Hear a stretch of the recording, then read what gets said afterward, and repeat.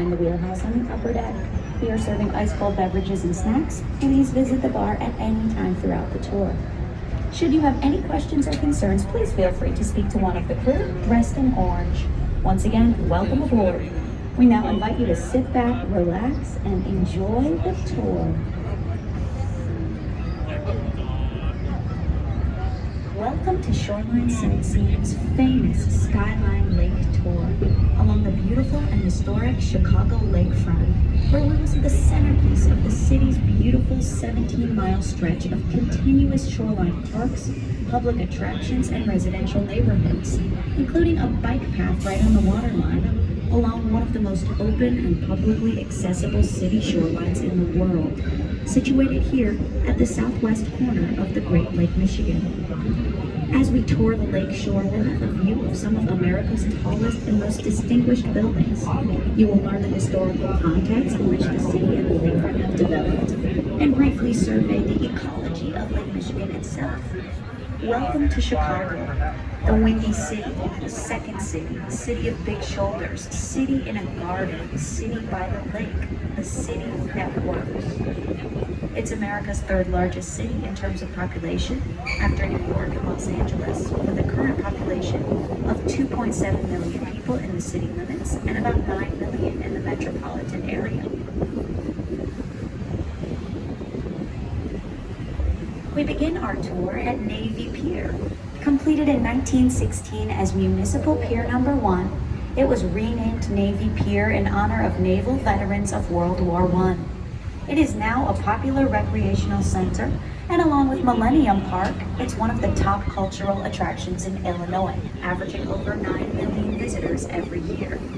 Attractions include the Children's Museum, the Chicago Shakespeare Theater, the Sable Hotel, dining, shopping, an amusement park, concert halls, convention space, bars, ballrooms, and of course, boat rides.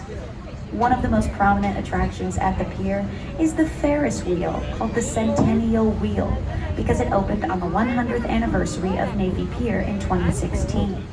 This is a new model, the DW60, designed and constructed by Dutch Wheels, the Netherlands-based company that built the pier's first wheel, considered the world's top designer and manufacturer of Ferris wheels. The state-of-the-art DW60 is the first and only one of its kind in the United States.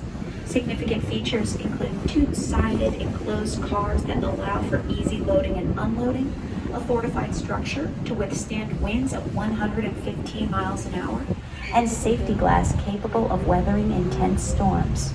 The original Navy Pier Ferris wheel was relocated to Branson, Missouri in 2016 and is still in use there today. The very first Ferris wheel ever debuted here in Chicago in 1893 at the World's Fair, also known as the World's Columbian Exposition. Designed by a bridge builder named George Washington Ferris, it was Chicago's response to the Paris World's Fair.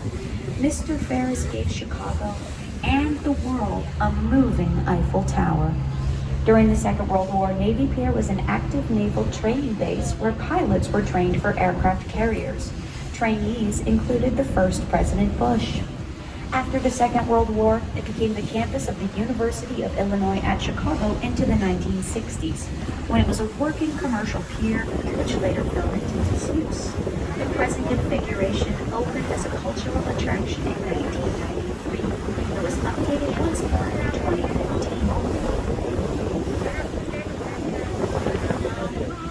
We are heading out on the southwest corner of the Great Lake, Michigan, one of the 5 Great Lakes and the largest body of fresh water in the United States. The Great Lakes comprise 20% of the world's total fresh water. The name Michigan is believed to come from the Ojibwe word Michigan, meaning great water.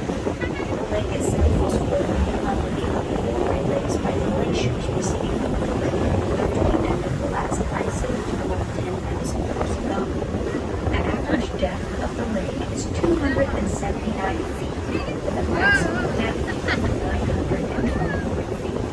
The average depth of this coastal shore is about 25 feet. The lake is 360 7 miles long from north to south and 118 miles wide at its widest point. It is just slightly smaller than the state of West Virginia or the country of Ireland. The distance from the shoreline here straight east to the state of Michigan is about 60 miles. Lake Michigan's deepest section, which lies in its northern half, is called the Chippewa Basin, named after the prehistoric Lake Chippewa. The St. Lawrence Seaway and the Great Lakes Waterway opened the Great Lakes to ocean-going vessels. Despite their vast size, sections of the Great Lakes freeze in winter, interrupting most shipping.